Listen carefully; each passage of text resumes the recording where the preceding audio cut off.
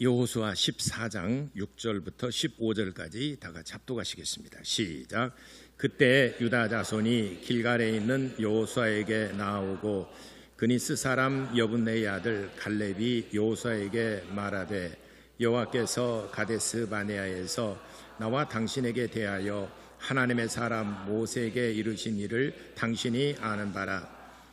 내 40세에 여호와의 종 모세가 가데스 바네아에서 나를 보내어 이 땅을 정탐하게 하였으므로 내가 성실한 마음으로 그에게 보고하였고 나와 함께 올라갔던 내 형제들은 백성의 간담을 높게 하였으나 나는 하나님께 충성하였으므로 그 날에 모세가 맹세하여 이르되 내가 내 하나님 여호와께 충성하였은즉 내 발로 밟는 땅은 영원히 너와 내 자손의 기업이 되리라 하였나이다. 이제 보소서 여호와께서 이 말씀을 모세에게 이르신 때로부터 이스라엘이 광야에서 방황한 5년 동안을 여호와께서 말씀하신 대로 나를 생존하게 하셨나이다. 오늘 내가 85세로 돼 나를 보내던 날과 같이 오늘 또 내가 여전히 강건하니 내 힘이 그때나 지금이나 같아서 싸움에나 출입에 감당할 수 있으니 그 날에 여호와께서 말씀하신 이 산지를 지금 내게 주소서.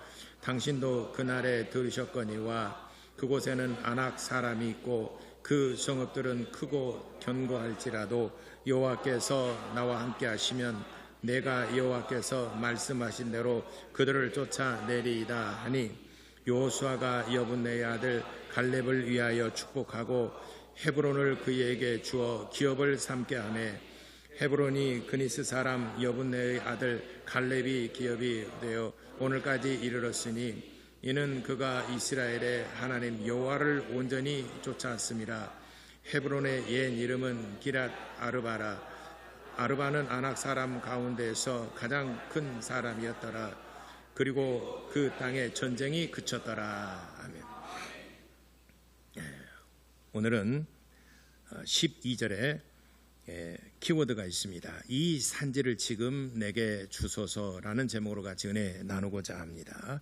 하나님은 약속을 지키는 분이시다. 두 번 고백합시다. 시작. 하나님은 약속을 지키는 분이시다.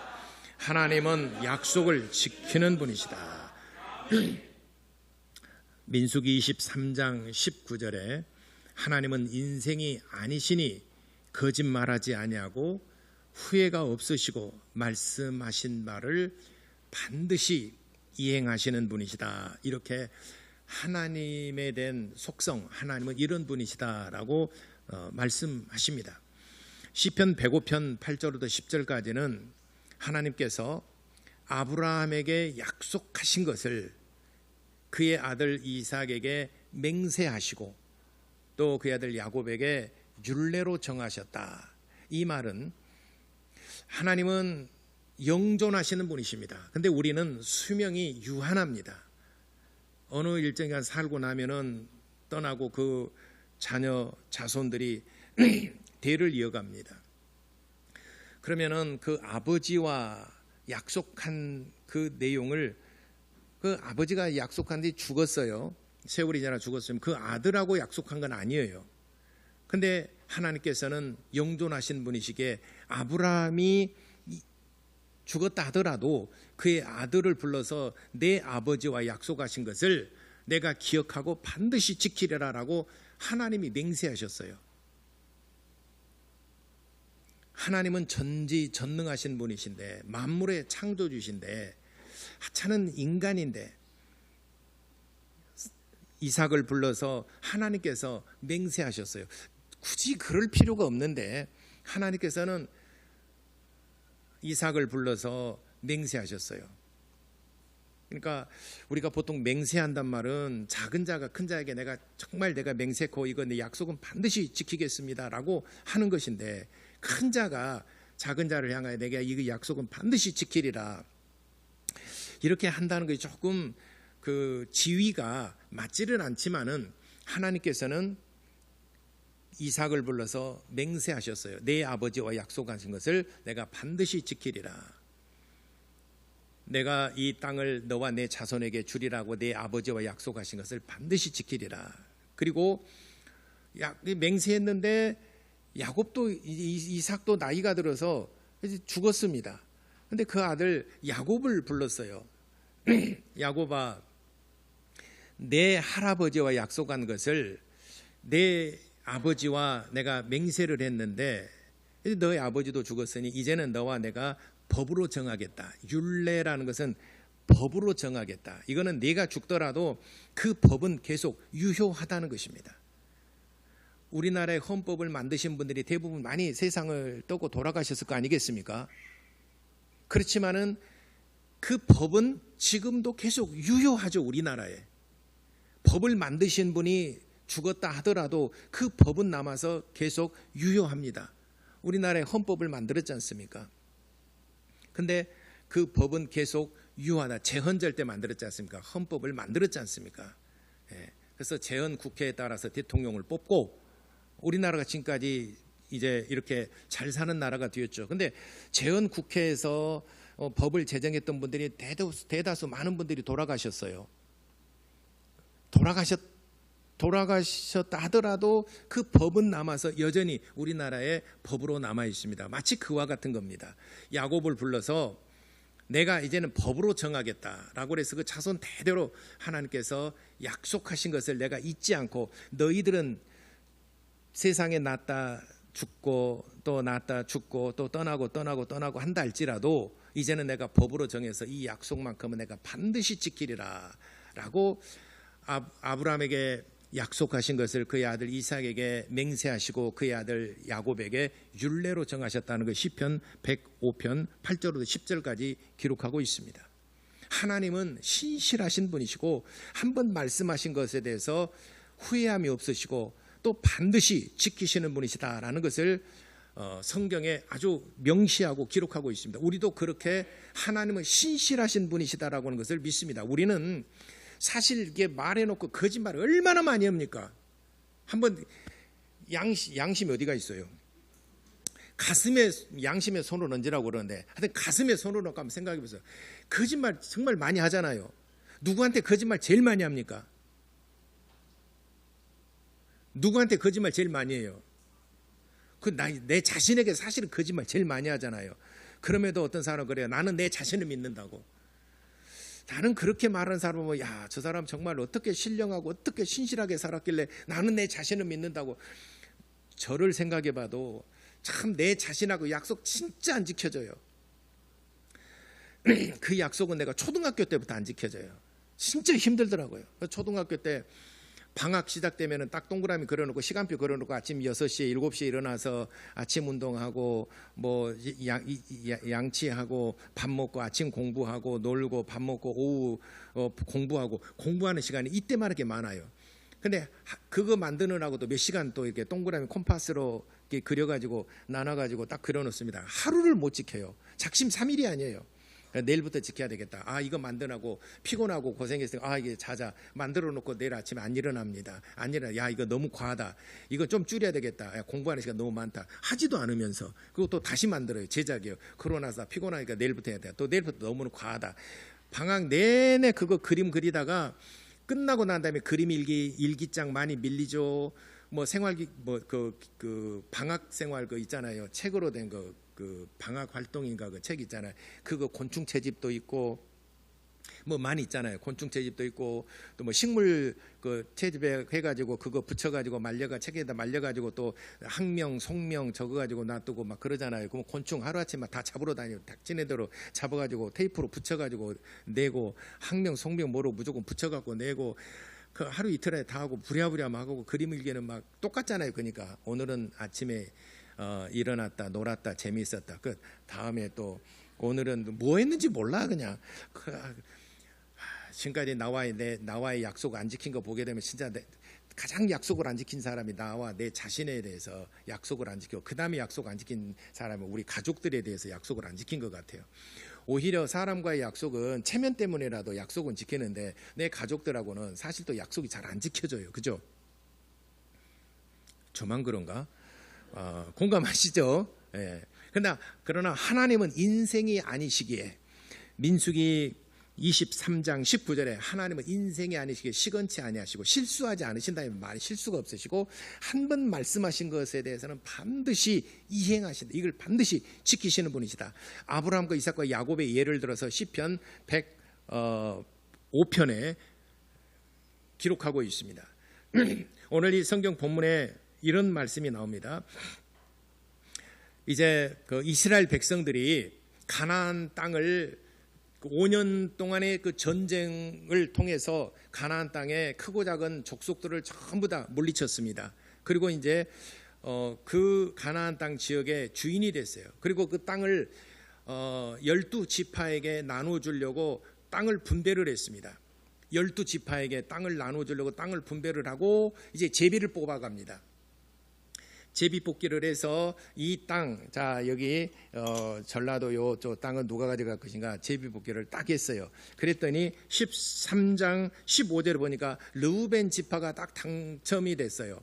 르우벤 지파는 이 땅을 가져가라. 그다음에 경상도 지역 이렇게 해서 이 땅은 누가 가질 것인가 또 제비 뽑기를 딱 했어요. 그랬더니 24절에 보니까 갓 지파가 딱 당첨이 됐어요. 또 이 정말 좋은 땅 여기를 어디 갈 것인가 보니까 제비를 딱 뽑았는데 므낫세 지파가 29절을 보니까 므낫세 지파가 딱 가져갔어요. 므낫세 지파는 2덩어리를 줬어요. 그러니까 총 땅을 13개로 나눴어요.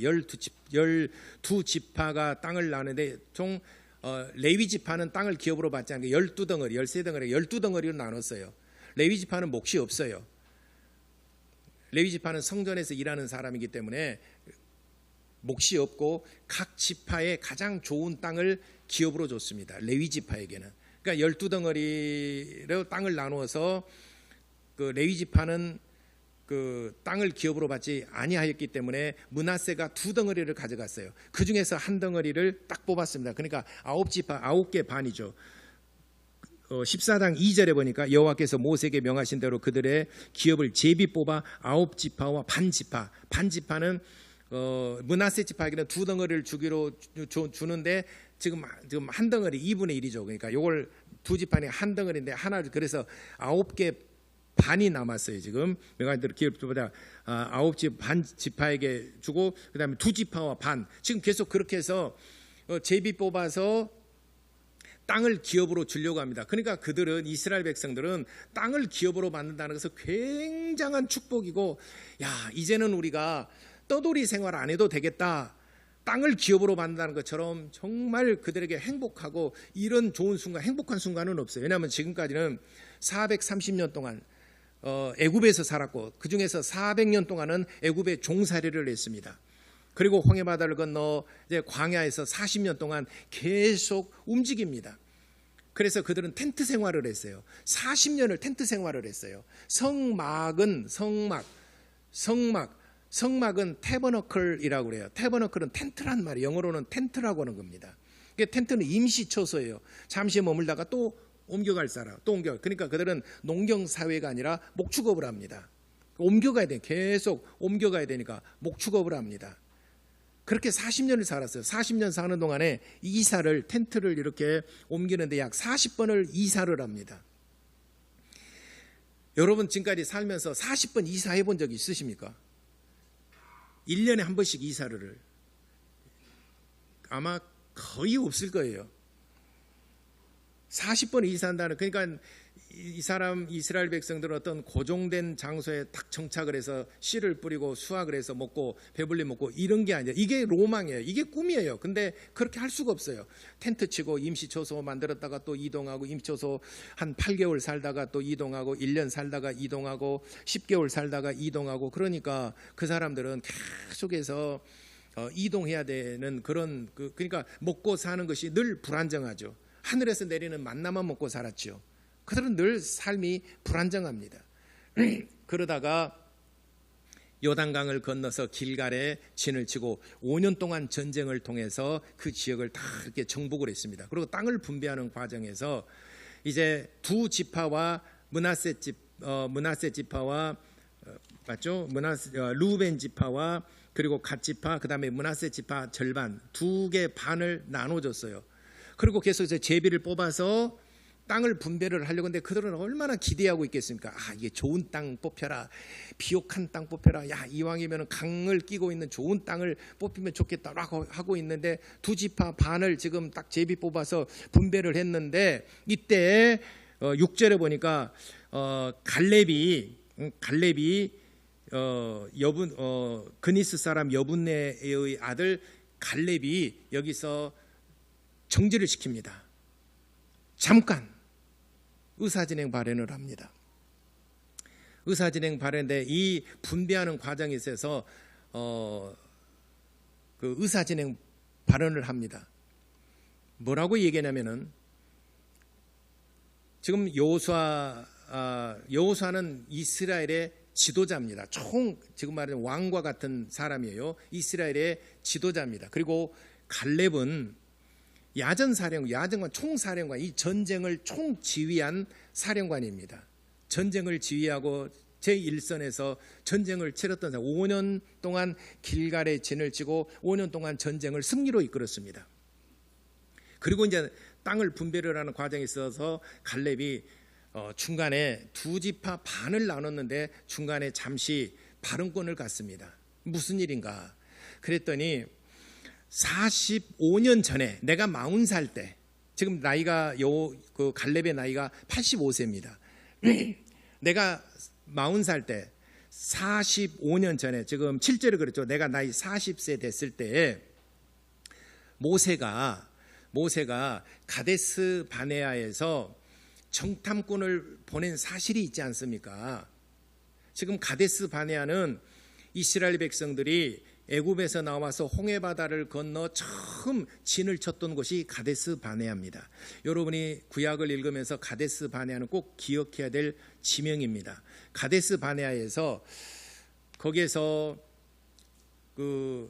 우리 조상 아브라함과 이삭과 야곱에게 말씀하신 대로 이 땅을 주리라는 땅이 바로 직진해서 올라가게 되면 저 땅이 눈에 보이는데 저 땅을 한번 정탐해보고라고 한 12지파에서 한 사람씩 그 대표로 나와서 12명을 정탐꾼으로 보냅니다. 그리고 40일 동안 너희들이 가서 땅을 정탐하고 와서 우리에게 보고를, 이스라엘 백성들 앞에 보고를 해라 해서 40명 정탐꾼을 보냅니다.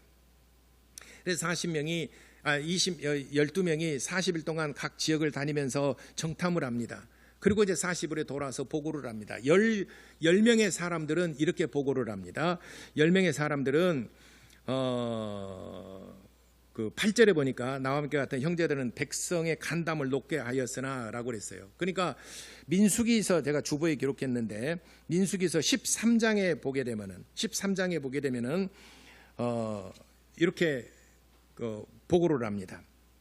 민수기 13장 25절에 돌아와서 보고를 합니다. 10명은 이렇게 본다. 우리가 스스로 보기에 메뚜기와 같으니 그들은 강하여 능히 이기지 못하리라 라고 보고를 했습니다. 그들은 너무 강해요. 그래서 땅은 탐은 나지만 그들은 매우 강한 군대를 가지고 있고 그들은 군사들입니다. 우리가 가서 거기는 임자의 보기에 좋기는 하지만 능히 우리가 취할 수 없어. 우리는 그들이 볼 때 우리는 마치 메뚜기 떼와 같이 그렇게 보지 않겠습니까? 나는 거기서 개죽음 당하지 않겠습니다. 우리는 메뚜기와도 같다이다. 우리는 못 들어가겠습니다. 라고 해서 그렇게 10사람은 보고를 했습니다. 그리고 10사람들은 이어서 나와서 이스라엘 백성들을 선동을 했어요. 야, 우리가 애굽으로 다시 돌아가자. 들어가서 봤더니 우리는 영락없이 가게 되면 그대로 우리는 죽음이다. 우리는 도저히 싸워서 이길 수가 없다. 그러니 우리가 다시 애굽으로 돌아가자. 라고 선동을 했습니다. 그러니까 이스라엘 백성 10지파가 그렇게 보고를 하니까 이스라엘 백성들이 술렁이잖아요. 근데 두 지파 여호수아와 갈렙 두 사람은 동일하게 얘기를 합니다. 우리가 볼 때도 그렇다. 그러나 내가 거기 들어가 보니까 얼마나 비옥하든지 포도송이를 메고 오는데 앞뒤 사람이 어깨에 메고 포도송이를 메고 들어오고 무화과와 또 뭐가 있었다 그랬죠? 무화과와 그 올리브나 이런 것들이 정말 비옥해서 맛이 꿀처럼 달고 그는 정말 비옥한 땅입니다. 젖과 꿀이 흐르는 땅이 맞습니다. 근데 그들이 물론 기골이 장대하고 군사들이 강하지만 그러나 하나님께서 우리와 함께 하시면 저들은 우리의 먹잇감이 될 것입니다 라고 그렇게 보고를 했어요. 저들은 우리의 먹잇감이다. 우리가 잡혀 먹는 것이 아니라 하나님께서 우리와 함께 하시면, 단서가 붙어요. 하나님께서 우리와 함께 하시면 저들은 우리의 먹잇감이 될 것입니다 라고 보고를 했어요. 그러니까 모세를 통하여 하나님께서 말씀하실 때 열 정탐꾼이 탐지하고 돌아온 사람들, 그들은 절대로 들어가지 못하리라 라고 한 대로 너희들은 들어가지 못하리라 라고 말씀하셨어요. 그리고 두 사람은 너희들은 그 땅을 내가 기업으로 주리라 라고 모세를 통하여 하나님께서 말씀하셨어요. 이것을 여호수아와 갈렙이 들었어요. 그걸 기억하고 있어요. 그래서 이제 이제 광야 40년 지내고 전쟁 5년을 전쟁을 치르니까 45년이 지났지 않습니까? 그래서 40세에 그런 일이, 가데스 바네아에서 그런 일이 있었고, 광야에서 40년, 전쟁 5년이니까 갈렙의 나이가 85세가 되었어요. 나는 45년 전에나 지금이나 나는 기력이 하나도 쇠하지 않았습니다. 지금 당장 가서 저기 내가 탐지한 땅들, 비록 그들이 강하고 기골이 장대하고 군사들이지만은 내가 가서 능히 그들을 물리치고 그 땅을 내가 차지할 수 있습니다. 그 45년 전에 모세가 약속했던, 우리에게 약속했던 것을 여호수아 당신도 들었고 알고 있지 않습니까? 그러니까 그 땅을 주리란 땅을 나와 내 자손에게 주소서, 이 산지를 나와 내 자손에게 주소서, 내가 정탐하고 돌아왔던 그 땅을 나와 내 자손에게 주소서. 그 땅 이름이 헤브론입니다. 그러니까 갈렙이 그렇게 중간에 의사 진행 발언을 하면서 얘기하니까 여호수아가 생각이 난 거죠. 여호수아는 얘는 이스라엘의 그 지도자로 삼았고 갈렙은 총사령관으로 삼았지 않습니까? 근데 갈렙이 얘기를 하니까 문득 생각이 난 거예요. 그래, 모세가 그렇게 말했지, 맞아. 그래서 모세가, 하나님께서 모세를 통하여 약속하신 것을 나도 분명히 들었고 알거니와 내가 말한 대로 그 헤브론 땅을, 네가 정탐하고 탐지했던 그 땅, 헤브론 땅을 너와 내 자손에게 주리라 라고 해서 약속된 땅을 줬습니다. 45년이 지난 다음에 그 하나님께서 약속하신 땅을 그 갈렙과 그 자손들이 그 땅을 기업으로 받았습니다. 오랫동안 기다렸죠. 민수기 14장 28절에도 이렇게 말씀하셨습니다. 이스라엘 백성들이, 그 뒷부분에 나오죠, 원성이 심하고 모세와 아론에 대해서 굉장히 불평과 원망합니다. 왜냐하면 이제는 광야로 나가야 된다. 그러니까 광야로, 우리가 가나안 땅으로 직접 지금 들어갈 수 없다면은 광야로 가자. 광야로 간다고 그러니까 이스라엘 백성들이 굉장히 짜증내고 신경질 내고 불평하고 원망을 많이 했습니다. 그 모세와 아론을 향하여 원망하고 불평했던 것을 하나님께서 들었어요. 내 귀에 들린지라. 그러면 내가 너희들이 말한 말을 내가 다 들었으니 내 귀에 들린 대로 그렇게 행하리라라고 민수기 14장 28절에 그렇게 말씀합니다. 내 귀에 들린 대로 그렇게 행하리라. 너희들은 들어가지 못한다고 했지 않느냐? 들어가지 못하리라. 여호수아 갈렙은 능히 하나님 우리와 함께 하시면은 저들은 우리의 먹잇감입니다. 그렇게 말했지 않느냐? 그러면 그렇게 내가 이루리라. 내가 말한 대로 내가 반드시 이루리라. 그래서 10지파는 다 못 들어, 20세 이상 남자들은 한 명도 들어가지 못했습니다. 그리고 여호수아와 갈렙은 그 땅을 들어가서 한 사람은 이스라엘의 지도자로 삼았고 한 사람은 약속한 땅을 기업으로 받았습니다. 오랜 세월이 지났지만 하나님께서는 그 일을 기억하고 있었습니다. 그 땅을 기업으로 줬습니다. 45년이 지났지만 갈렙은 하나님의 약속하신 것을 꼭 믿고 반드시 이루실 줄을 믿고 기다렸어요. 10지파의 20세 이상 남자들은 10지파 중에 한 명도 들어가지 못했습니다. 왜냐하면 그들이 그렇게 고백을 해서 그렇게 말을 했습니다. 우리는 들어가지 못할 것이다. 들어가면 우리는 그냥 그대로 들어간 즉시 우리는 다 죽을 것입니다. 못 들어갑니다 라고 그래서 못 들어간 거예요.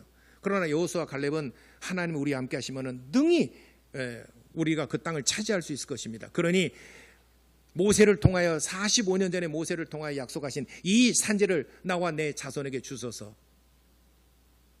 이때 찬송이 나오면은 내가 근데 찬송을 잘 못해가지고 저 앞에 기죽여가지고 제가 못하겠잖아요. 이 산재를 내게 주소서. 오후 예배 때 이 찬송 한번 해보세요. 이 산재를 내게 주소서. 그래서 그 여호수아가 갈렙이 그 의사진행 발언을 하고 그 땅을 나와 내 자손들에게 주소서. 이 땅을 주소서.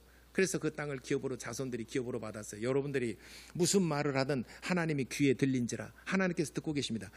부정적인 말하고 불평하고 원망하게 되면 하나님께서 다 들으시고 그대로 이루어 주신다라고 민수기 14장 28절에 말씀하셨습니다. 그러니까 우리는 믿음의 언어를 사용해야 됩니다.